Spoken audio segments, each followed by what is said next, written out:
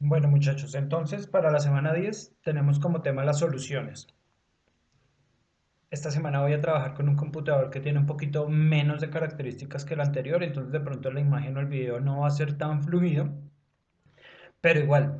Entonces, dentro de lo que vale la pena rescatar, como vamos a trabajar soluciones, unidades de concentración, tenemos dentro de los documentos dos presentaciones en PowerPoint que son relacionadas a las unidades de concentración, a qué es una solución. Oje, las pasen un momentico, las leen, no necesito que memoricen eso.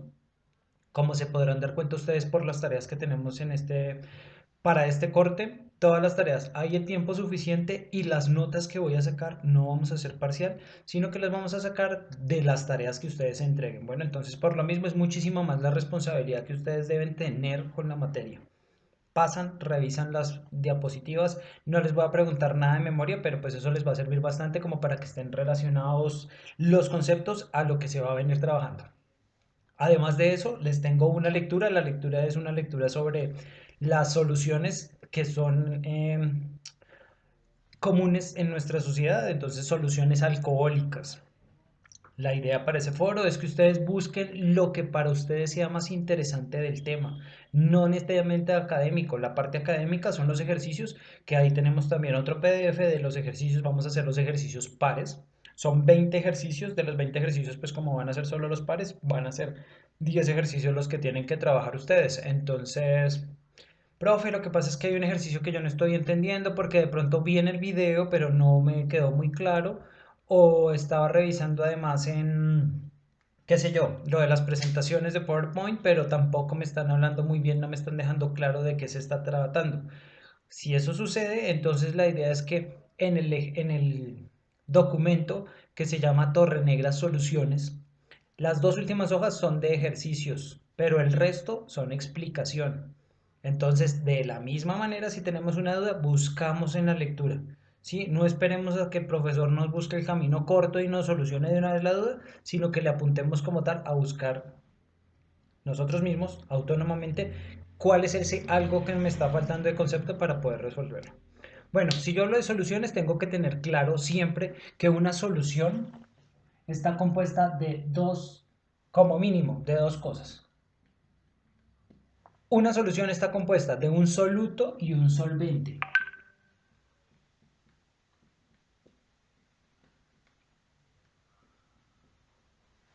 Como mínimo, ¿sí? Entonces yo puedo decir que un soluto, en este caso podemos decir nosotros, qué sé yo, si nos imaginamos una limonada, el soluto viene siendo el azúcar, el soluto viene siendo el limón, mientras que el solvente viene siendo agua. Si nos vamos a lo más específico, pues un limón está compuesto de muchas sustancias. Tenemos carotenoides, tenemos ácido ascórbico, hay ácido oxálico, hay, ¿qué más tenemos nosotros? Ácido cítrico. Entonces hay muchas cosas y además de eso hay carbohidratos, hay azúcares que están disueltas, así para nosotros el limón no sea dulce. Entonces hay muchas cosas que están disueltas en agua. Generalmente la fase líquida es el solvente, más no es la única clase de soluciones que se pueden trabajar. Nosotros podemos hablar también de soluciones sólidas en las que tenemos un sólido disuelto en otro sólido. Ejemplo de ello, las aleaciones de los metales. Cuando nosotros tenemos un metal, estas aleaciones, habíamos hablado también en clases, es una mezcla homogénea, hacen parte de las soluciones. Pero lo que vamos a trabajar acá son generalmente soluciones de tipo acuosas. También pueden haber soluciones de tipo apolares como las lipídicas. Un ejemplo también es, nosotros podemos hablar del aceite. Nosotros vemos el aceite, la botella de aceite, y dice aceite de palma fortificado. Ese fortificado, ¿qué puede ser? O puede decir con vitamina E, o puede decir enriquecido con minerales o cualquier otra cantidad de cosas. Esas cosas que hay de más, además del aceite, pues entonces serían los solutos. Y en ese caso el aceite, la fase oleica, la fase del aceite, pues va a ser el solvente. Si nosotros también trabajamos, ¿qué otra cosa podemos trabajar de soluciones? El artículo que tenemos de las bebidas alcohólicas. Entonces, el alcohol es líquido, el agua es líquida, pero el alcohol generalmente está en proporciones más bajas. Casi siempre el que está en proporciones más bajas es el solvente y el que está en proporciones altas Es mentiras, mentiras. El que está en proporciones altas es el solvente y el que está en proporciones bajas es el soluto.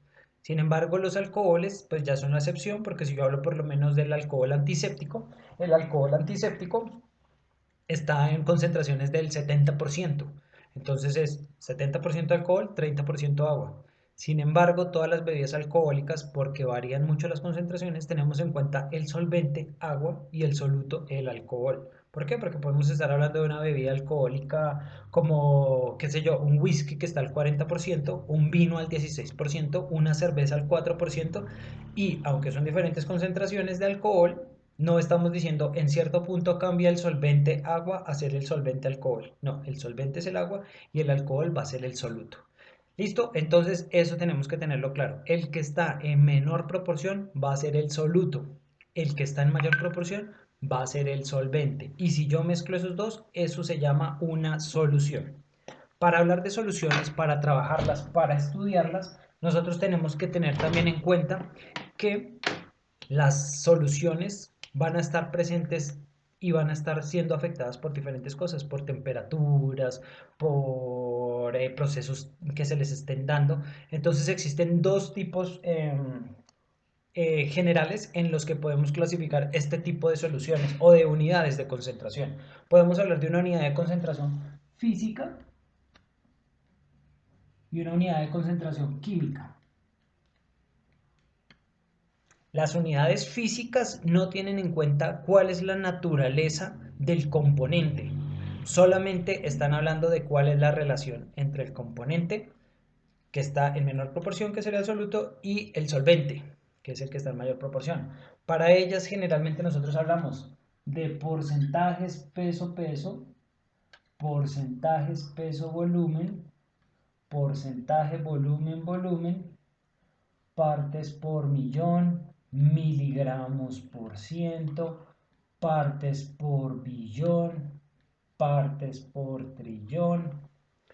Eh, Principalmente serían esas, sin embargo pueden haber otras. Si llegásemos a tener algún ejercicio que me pide otra unidad de concentración que no está acá, pues estamos en la casa, tenemos todas las herramientas digitales, tenemos el celular, pues podemos entonces ayudarnos con ellas.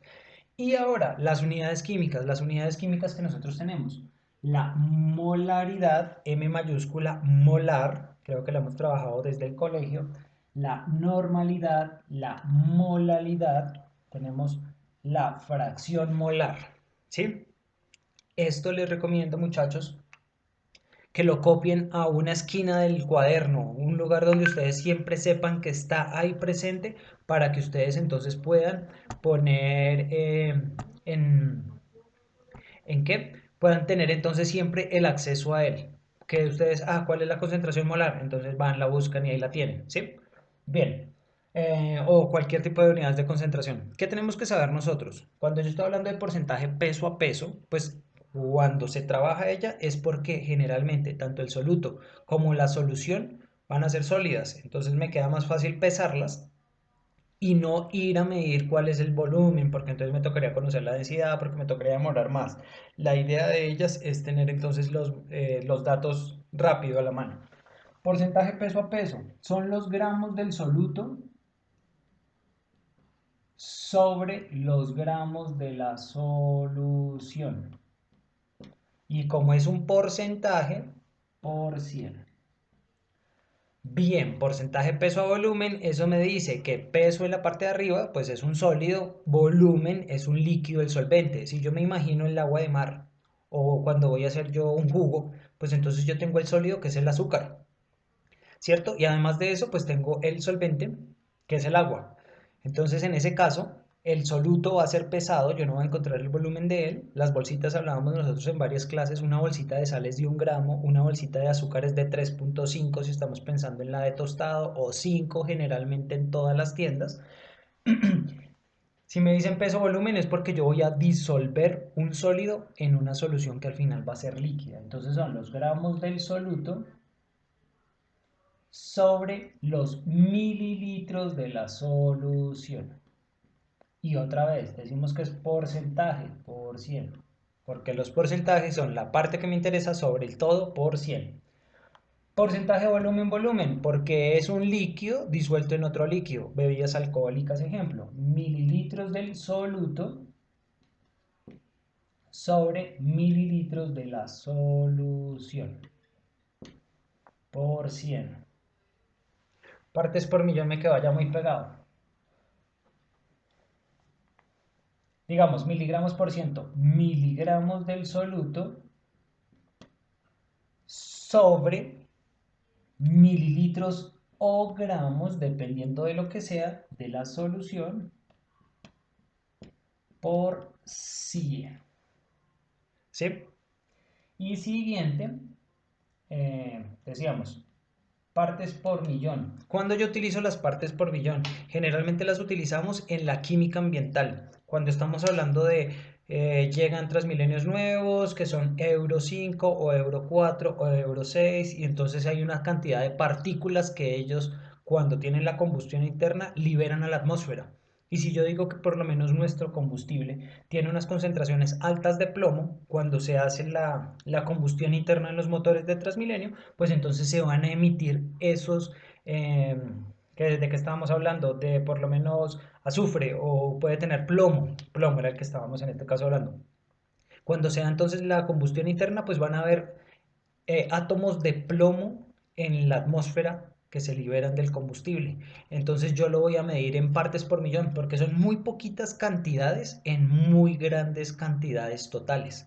¿Sí? Entonces, partes por millón son miligramos del soluto sobre kilogramos o litros de la solución.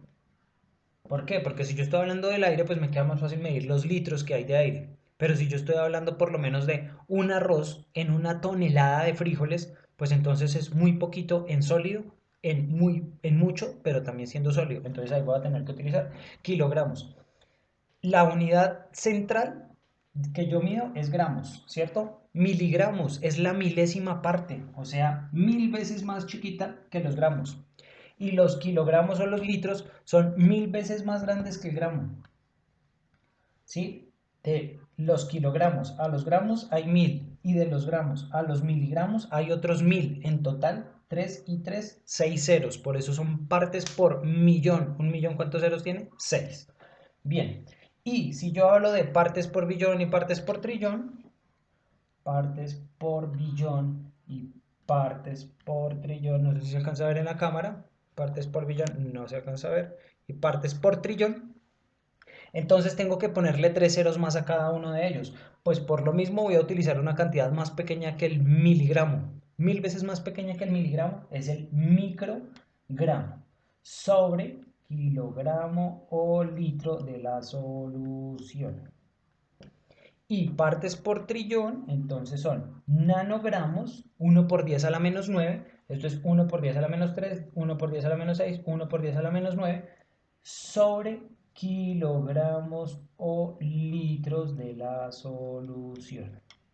Siempre en la parte de arriba, el analito que yo estoy buscando, el que es de mi interés. ¿Bien? Y unidades de concentración químicas. Entonces, entre ellas tenemos la molaridad, que son moles sobre litro. ¿Moles de quién? Pues de esa sustancia que a mí me interesa. Normalidad, número de equivalentes gramo sobre litro. Ahorita les explico cada una de ellas, ¿listo? Molalidad, moles del soluto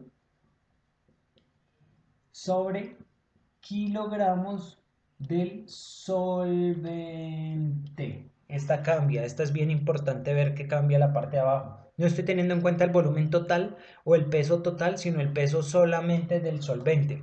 ¿Por qué? ¿Para qué yo trabajo molalidad? Cuando en la industria hay procesos térmicos, el calor hace que las sustancias aumenten su tamaño, se dilaten. Si ese fuese el caso y yo preparo una solución de 5 gramos en un litro y yo caliento eso, pues lo que antes era un litro se va a volver un volumen mucho más grande, ¿cierto? Entonces la concentración va a cambiar y a mí no me va a servir encontrar concentraciones cambiantes. Por lo mismo, cuando hay procesos térmicos, utilizamos la molalidad, porque son moles de soluto sobre kilogramos del solvente, porque si yo llevo a la temperatura que sea, la materia se va a mantener y su peso va a ser constante. Puede cambiar su densidad, pero el peso va a ser siempre el mismo. Fracción molar. Esta de fracción molar tiene ahí como su cosita que toca estar pendiente, pero pues ya veremos con los ejercicios. La fracción molar me dice que son las moles del soluto o de la sustancia que me interese sobre las moles del soluto más moles del solvente. Pero si yo tengo tres solutos, pues aquí busco el que me interesa, aquí pongo los tres solutos más el solvente. La idea es que en la parte de abajo de fracción molar estén las moles totales. ¿Listo? Este videito es solamente de unidades de concentración. Siguiente video les hago un ejemplo en el que tengo una unidad de concentración física y la transformo en química y una química y la transformo en física. Como no vamos a tener parcial, entonces vamos a tener 2 semanas para ver todos los temas con toda la lentitud del caso. ¿Listo? Por lo mismo, no les voy a poner más tarea. Para la siguiente semana lo que voy a hacer es que las tareas que tenemos esta semana se las voy a repetir ahí para que no digan, no, pero es que este profesor no les dejó tareas. Pero las tareas me las van a resolver en este foro y en el correo como tal como hemos quedado para todo. ¿Listo? Fecha de entrega de todo, 2 de mayo. Muchachos, estamos pendientes ahí del resto de las clases.